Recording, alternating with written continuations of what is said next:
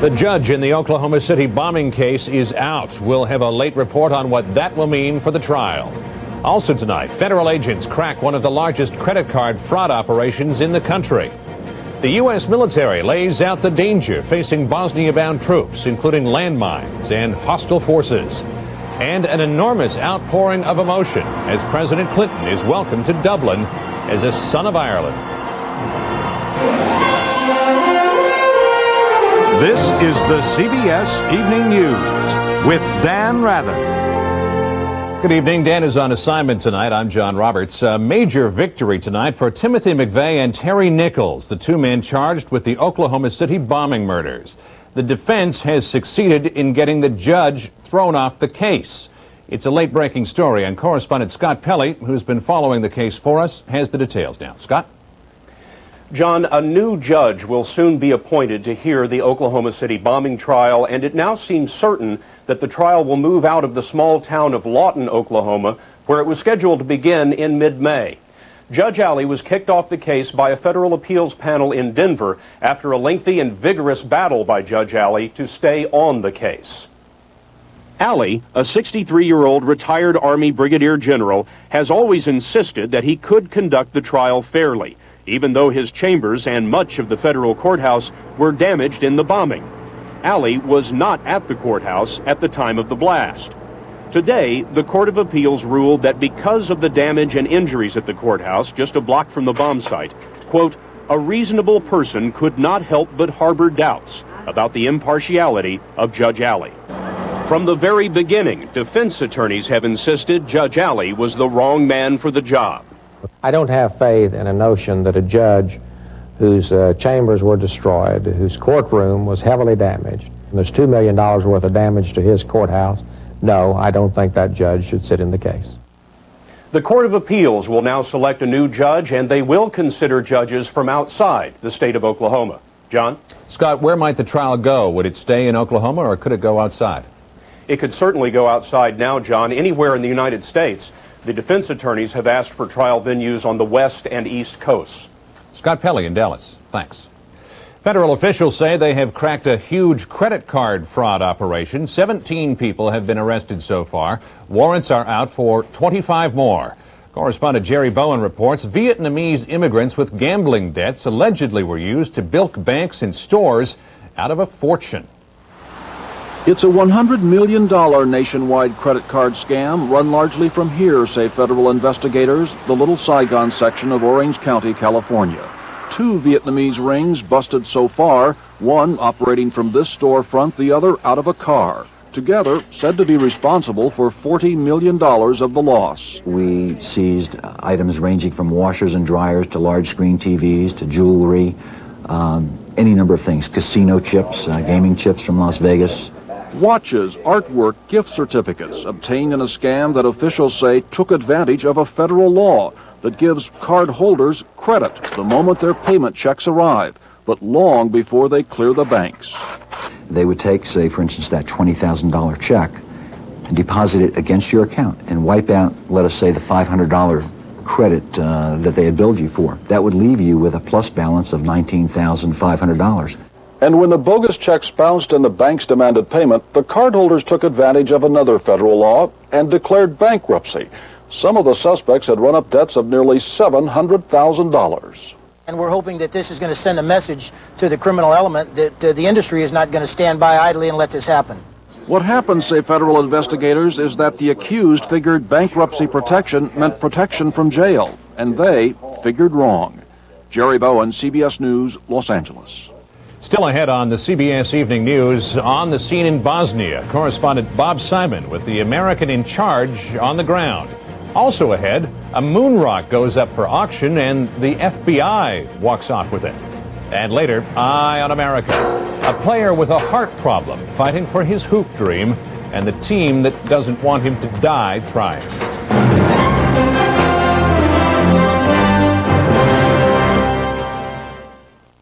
You ready? Yes. Tell me what you smell. I have no idea. You're really stuffed. Yes. I have a nasal spray I want to give you.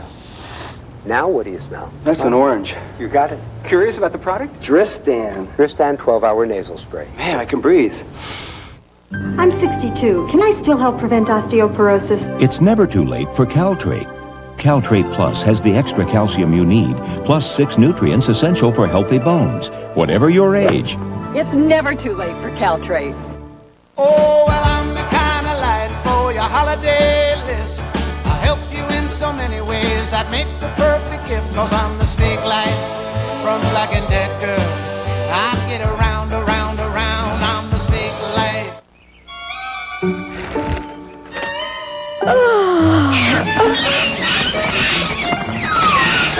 Everybody has morning breath. Unfortunately, not everybody has scope. NATO ambassadors today gave the green light for 2,600 troops, including 700 Americans, to go into Bosnia. Their job to lay down the logistics for a peace force of 60,000 expected to pour in over the next 2 months. 20,000 of those troops will be Americans, based in the Muslim city of Tuzla. CBS News correspondent Bob Simon is with the U.S. military advance team in Tuzla. The Chief of Staff of the 1st Armored Division finished a 3-day tour of what will be the American sector today. His conclusion, it will not be mission impossible, it will not be a cakewalk. It's dangerous. There are a lot of folks here who, for many years, have been settling their arguments with guns. There are a lot of lost landmines in this terrain, but if it wasn't going to be a tough job, they wouldn't have sent the 1st Armored Division. The Swedes and the Danes sent Nordbat, the Nordic battalion, to this sector 3 years ago under the UN flag. They live warily behind coils of concertina wire, but the guard tower is unoccupied by day, and the soldiers say they do not live in fear. It feels like being at home. It's like a long exercise. The people are friendly, and it feels good to be here. Any problems? No, nothing. What do you think the Americans should watch out for when they come here? The traffic, mostly, I think. That's what it's been like since the ceasefire began. But there have been many ceasefires in Bosnia, and just as many have broken down. 198 UN troops were killed in the last 3.5 years. Just this year, hundreds were taken hostage. The UN never had the force, the mandate, or the leadership to make a difference. The Americans are coming with such force that they'll have another problem. The expectations here are enormous. Countless Bosnians expect the Americans not just to enforce the peace, but to rebuild their nation, repatriate their refugees, give them a new life, which means that countless Bosnians are bound to be disappointed. Bob Simon, CBS News, Tuzla. President Clinton won more plaudits for his peacemaking today in Ireland. Tomorrow, he'll be on the mainland of Europe for a morale-boosting visit with U.S. troops bound for duty in Bosnia. White House correspondent Rita Braver is traveling with the president. Ladies and gentlemen, the President and First Lady of the United States. Tens of thousands flocked to see the Clintons at Dublin's College Green. Today brought a respite from yesterday's delicate political maneuvering in Northern Ireland. But invoking John F. Kennedy's prediction here 30 years ago that Ireland's destiny lies as a maker and shaper of world peace, Mr. Clinton urged the Dubliners to support the current peace initiative in the North. Those of you who have more emotional and physical space must reach out and help them to take those next hard steps. It is worth doing. For their part, the Irish were quite sympathetic to President Clinton's own political troubles at home, as he learned at Parliament when the Speaker of the Irish House assured him that compared to Newt Gingrich, his role is very different to that of the Speaker of your House of Representatives. I have not as yet been given the power to control the budget here. Of course, a much hotter topic on the whole trip has been the president's commitment to send U.S. troops to Bosnia. Today, he made sure to thank Republicans who now back the mission. The decision by Senator Dole and Senator McCain will help immeasurably, I think, to build the kind of bipartisan support that we need. And to praise the Irish for already providing troops. Every day for almost 40 years, there has been a citizen of Ireland in some distant country working for peacekeeping in places where the United States did not go. And tomorrow, President Clinton will visit American troops in Germany in an effort to show the folks back home that soldiers who are being sent to Bosnia are gung-ho to do the job. Rita Braver, CBS News, with the president in Dublin. Senator Mark Hatfield of Oregon today joined the long line of political veterans who are not seeking re-election. Hatfield, now 73, is a Republican moderate, increasingly at odds with the party's hardcore right. He was among the first U.S. servicemen to enter Hiroshima following the atomic bombing, and said one of his proudest achievements during his 5 Senate terms was winning congressional approval for a nuclear test ban. And there could be another big-name retirement announcement from the Senate tomorrow. Reportedly, Republican Senator Alan Simpson of Wyoming is getting ready to say he won't seek re-election either. Fidel Castro climbed the Great Wall of China today. The Cuban leader is on a 10-day tour of communist China, studying its free market reforms. He says he wants to draw on Beijing's experiences to revive the Cuban economy. In Singapore, stock trader Nick Leeson pleaded guilty to fraud and forgery for the wheeling and dealing that destroyed Barings Bank. The 28-year-old Leeson could get up to 8 years in prison. He will be sentenced tomorrow. Coming up next, an old drug abuse problem returns to America with a vengeance.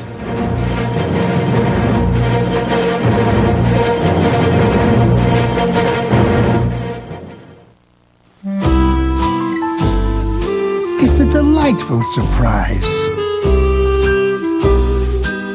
A comfortable tradition. A special moment. It's an original. The Whitman Sampler, with 42 delicious reasons to share, each piece with its own little secret. Whitman's, American original since 1842. Something's been overlooked in the design of women's razors. The woman. But there's one razor that adjusts to your legs and underarms, even bikini line. Norelco Silhouette, the first razor designed to shave a woman where a woman shaves. Patty, I got the wrong cheese. Real Italian meals don't begin What were you thinking? without the Parmesan cheese that's always 100% Parmesan. No fillers. Kraft 100% grated Parmesan cheese. Now you can eat. So at Jenny's school play, I get this cough.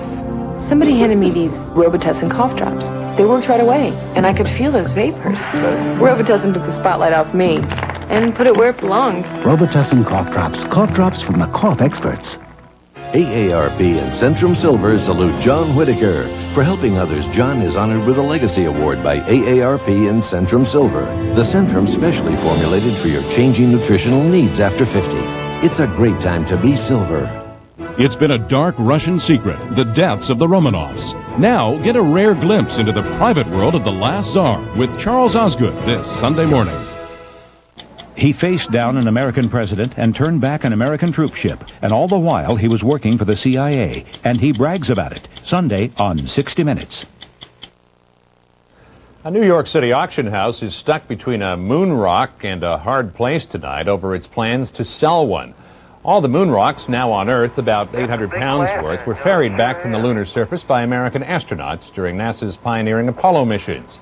The sliver that was going up for bids this weekend was expected to fetch several $100,000. But NASA says the moon rocks are priceless and official U.S. government property. So late today, FBI agents seized the moon rock until NASA scientists can get a look at it. Federal health officials report one of the country's past drug abuse problems is making a big comeback. In the 1990s, as in the 60s, speed kills. These days, speed is only one of the street names for methamphetamines. Whatever the name, there's been a threefold increase in deaths nationwide, and it's especially bad in the West, as Sandra Hughes reports. It's methamphetamine, a.k.a. speed, crank, or ice. It can be snorted, smoked, swallowed, or shot for an illegal high similar to cocaine, only cheaper and longer lasting. This addict, we'll call John, used speed for 18 years. He's been off it for 3 months. I had lost everything in my life, my family. It just led me down a road of destruction, you know, one that's very hard to come back from. More and more are going down that road, according to a new study that says methamphetamine use is soaring in California, with meth-related hospital admissions from chest pains to paranoid psychosis almost quadrupling in the 10 years prior to 1993, an epidemic particularly affecting white males. And if it continues to increase at this rate, it probably will be known as the drug of the 90s. It's already that where John is in treatment, San Bernardino County, next door to Los Angeles. The study says methamphetamine abuse here has skyrocketed 1,000%. In some of the police departments in the local area, they've already noted increases in crimes as a result of these drugs. Society will pay for it. California is already paying. Leading the nation, officials believe in meth manufacturing. Makeshift labs are easy to hide in rural counties, and there's an open pipeline of dangerous chemicals brought up from Mexico to make the drug. Chemicals so volatile, hazardous materials teams have to clean up after police raids. John made and sold the drug to support his habit. There's so much of it going around now, everybody's doing it, and if you're not doing it, then you don't fit in. The new study may highlight another enemy in the war on drugs, but experts warn the increase in methamphetamine abuse does not translate into a decrease of heroin, cocaine, and other drug abuse. Sandra Hughes, CBS News, San Bernardino County. World AIDS Day was marked many different ways today, including release of a United Nations report on the global scope of the disease. Among the findings, AIDS is still the leading cause of death in people under the age of 45 in the United States and Western Europe, causing more deaths than violent crime. Still to come on the CBS Evening News, no trade problem here. Japanese who can't get enough American goods.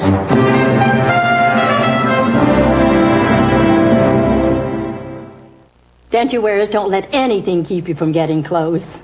Especially denture odor. Get Polident. It's loaded with minty mouthwash ingredient. It controls denture odor and cleans tough stains in just 5 minutes. Get Polident fresh and granddaughter close. How much closer are our precision heads? Our innovative lift-in cup system? How much better is the latest Norelco? In a word, we've never brought you closer. The Norelco Razor, our closest shave ever. So? He said he wants more control. Oh boy. Told me he's looking for faster response and more security. Then he's leaving the firm? No. He's getting a Cadillac DeVille. Now DeVille is better than ever, because now it has the North Star system and its extraordinary combination of comfort, safety, security, and performance. Nothing else feels like DeVille from Cadillac. I suppose he'll want a better parking space, too. I just wasn't satisfied with the way my headache medicine was working. And then my doctor told me about a medicine called Arutis. Of all the prescription pain medicines, 82% of doctors surveyed have prescribed Arutis. And now it's available in a non-prescription strength. Potent new Arutis KT. Just 25 milligrams is as effective as 400 milligrams of Motrin IB, 440 of Aleve, or 1,000 milligrams of extra-strength Tylenol. Now I've got Arutis KT. New Arutis KT, the potent medicine for pain. As you know, Kellogg's is the raisin brand that tastes so good, people forget it's good for them. I didn't forget. Forget what? That it tastes good. No, people forget Kellogg's Raisin Bran is good for you. How could they forget? With all these raisins, of course they taste good. No, good for you, for you. Wouldn't it be great if it was also good for you? Huh? Save up to $7 on the Star Wars trilogy from Kellogg's Raisin Bran. Star Wars, the original version on video, one last time. Meet the year's top players, then defending champs UCLA battle Kansas, and Kentucky clashes with Indiana. NCAA basketball is back Saturday on CBS. Why would these two Marines disobey an order to give a few drops of blood? Now they face court-martial, but they say they're fighting for your rights, too. A landmark battle, Monday. The hurricane season is over. College football authorities today banned the University of Miami Hurricanes from end-of-the-year bowl games. The NCAA put the school on 3 years probation for handing out unauthorized financial aid to football players. For a star basketball player who's been banned from his Big Ten team, breaking the rules had nothing to do with his predicament. It's his heart, and he's fighting in court to get back on the court. Frank Courier has tonight's Eye on America. Freshman Nick Knapp's Big Ten hoop dream was not to stand in street clothes on the sidelines. If they don't let me play basketball, it's just like taking my life away anyway. They might as well yank the life right out of me if they don't let me play basketball. Snap from deep again. The all-conference guard and valedictorian from Peoria, Illinois, was heavily recruited to play basketball at Northwestern University. But because of what happened to Nick, the school now says it'll honor his full 4-year scholarship, but he will never play. This isn't a pulled muscle. This is a player with a significant and serious medical history, and we believe he has serious risk. Nick collapsed in full cardiac arrest 14 months ago during a high school pickup game and nearly died. Cardiologists diagnosed a sudden rapid heart rhythm and implanted a device in his body designed to restart his heart if it stops again. Now, after a year of workouts and recovery, Nick says some of his doctors tell him it's okay to play. The doctors I've seen have told me that my heart's just as healthy as, the next guy. They can't find anything wrong. Therefore, I feel like they have no reason why they shouldn't let me play. Nick's father, Terry, is outraged and is taking Northwestern to federal court. There's nothing wrong with Nick's heart. I believe that 100%. Okay, as we get this stuff together tomorrow for this test... Knapp is a high school teacher in Peoria and charges in a lawsuit that the university's decision discriminates against the handicapped. And Knapp admits academics for Nick at Northwestern are irrelevant without basketball, risk or no risk. If he died on the basketball court, it would bother me. If he died on the basketball court, I would know he died happy. He's not going to die on the basketball court. Well, you don't know that, and there are some doctors who say that he might. Well, some doctors say a lot of things. What cardiologists do say is that Nick was extremely lucky the first time. The survival rate for such an attack is only 5%. And there's a nearly 1 in 3 risk, they warn, that Nick's heart might stop again within 2 years. You think fast-paced Big Ten basketball would be a serious risk to a young man with a condition like this? It's certainly going to be one of many potential triggers that could cause another episode of ventricular fibrillation. I'm behind Nick. I don't think he's making the wrong decision. A lot of people... With all due respect, though, people have to ask, your son died in your arms, was revived. Do you want him to have another heart attack? He didn't have a heart attack to begin with. Cardiac arrest. Cardiac arrest, thank you. Nick has offered to waive all liability to the school should he die, saying the decision to play should be his, not Northwestern's. The people who truly care about me are behind me 100% and want me to do what will make me happy in life. And that is playing basketball. With his love for the game on the line, Nick and Northwestern are going to court to argue medical risk versus opportunity, a doctor's order, and an athlete's dream. In Evanston, Illinois, I'm Frank Courier for Eye on America.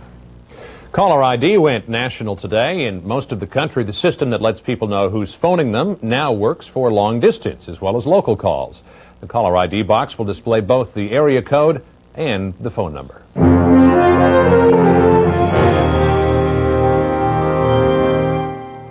Oh, I'm the kind of life for any job you do, any job that needs 3 hands, but you've got only 2. 'Cause I'm the snake line from Black & Decker. I'll get around, I'm the snake line. It's not fair. While we're doing our business out there, she's in her scoop away. The litter that clumps where she wets. They scoop away the clump. She's got a box that's day one clean. Me, I got a dog's life. Scoop away, the litter that's day one clean every day. It's midnight. My family's asleep getting their rest, but me, I'm in pain and I'm wide awake. I felt a little uneasy about taking something, when I feel like myself in the morning. But then I tried Tylenol PM. It stops my pain, it helps me sleep, so next morning I'm still up before them. Hey, sleepyhead. Sweetheart. Feeling rested, feeling good, like myself. Rest easy. It's Tylenol PM. Now also available in easy-to-swallow gel tabs. Keep your eye on these vegetables. They're about to be perfectly steamed, like food has never been steamed before. With carefully controlled heat, an easy-to-see-through bowl, a lid with a good tight seal, and perfect timing to keep in all the wonderful flavor. The Black & Decker Handy Steamer. When it comes to deliciously steamed food, timing is everything. Discover the feeling of Fix-It Fresh. A stronger, longer hold, a more secure, fresh approach to wearing dentures. And the fresh sensation gives you the confidence to live life without limits. Try a fresh approach.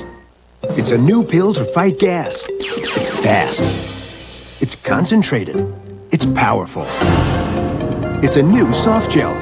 It's got no taste. Introducing new extra strength Gas X soft gels. President and Mrs. Clinton have mailed out their Christmas cards. They show the White House Blue Room decorated for the holidays with Socks the cat playing beneath the tree. Inside, greetings of the season. Cards and postage were paid for by the Democratic Party. There is a lot of mail heading for Japan lately. Despite what you might have heard about Japan's resistance to U.S. products, the Japanese have fallen in love with American mail-order catalogs. Barry Peterson reports from Tokyo. It was like Christmas coming early for the teachers at the Young Leaf Nursery School. Christmas made in the USA and delivered by mail order. It's beautiful, says Tomimi Kogure, and the size for American children fits me, so I save money. American business has found a crack in Japan's protectionist armor. Shipping direct is a way through all those import barriers and quotas. And making it all the more attractive is the dollar's low value against the yen. American goods are cheaper than ever. Mail order is bargain basement. Why do you buy from an American company? It's cheap. At the Tokyo Post Office, they've added a new section this year exclusively for packages from the USA. Catalog sales will soon top $1 billion a year. If you have the quality and you provide the customer service that they have become accustomed to, that American companies can do well here. American mail order is so popular. A catalog store has opened in Tokyo to help the Japanese buy anything you can imagine. You can buy vitamins and teddy bears, sunbeds, supplies for brewing your own beer, even books on ghosts and hauntings. And if that doesn't get you into the spirit, don't worry. There are 1,000 more catalogs to choose from. Some Japanese have even become mail order obsessed. Matsutono Kobayashi started by ordering his clothes from America, then imported a classic car from California. And finally, this, a prefabricated mail order house which set him back $275,000, a price he considers a mail order bargain. And what if the house had been built like this, but using only Japanese material, Japanese labor? How much? Maybe $1 million. $1 million? Mm-hmm. You saved a lot of money. I think so.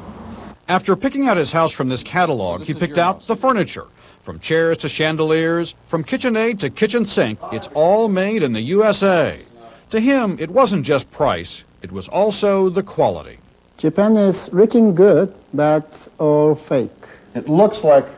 Yes, very similar, but if we touch the materials, all fake. I don't like fake house.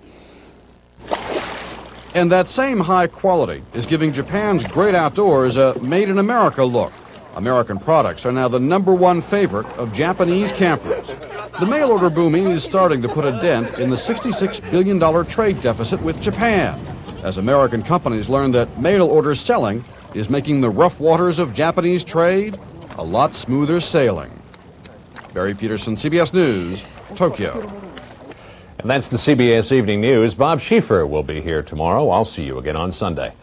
For Dan Rather, I'm John Roberts, CBS News in New York. Have a great weekend. Good night.